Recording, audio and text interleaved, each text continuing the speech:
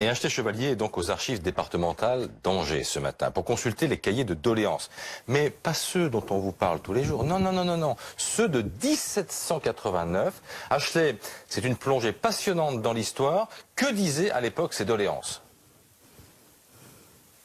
Voilà ce qu'il reste, des cahiers de doléances de 1789. Ils sont dans des boîtes comme celle-ci. Ici, il n'en reste que trois grosses boîtes. Regardez à quoi ressemblaient les cahiers de doléances de l'époque. Ce ne sont pas les carrés, les cahiers que l'on retrouve dans les mairies avec les petits carreaux.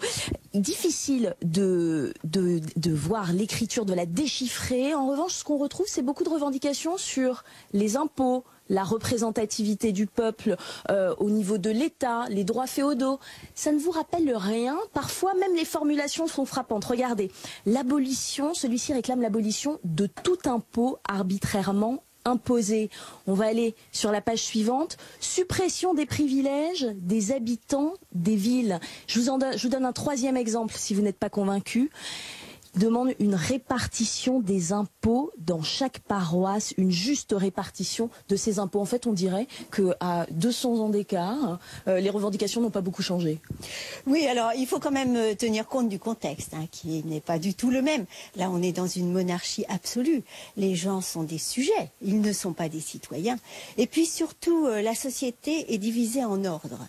Il y a 3 ordres, il y a la noblesse, le clergé, le tiers-état. Et 2 de ces ordres sont exemptés de tout impôt. Alors c'est une situation qui vient du Moyen-Âge. Au Moyen-Âge, le clergé prie, la noblesse combat et le tiers-état travaille. Mais oui, mais quand on les lit, on se rend compte que les préoccupations des Français à l'époque comme aujourd'hui, ce sont leurs impôts, leurs déplacements, l'égalité également.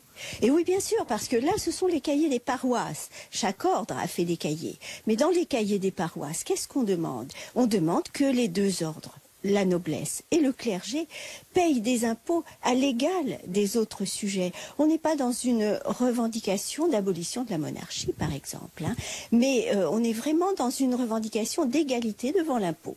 2 différences fondamentales quand même.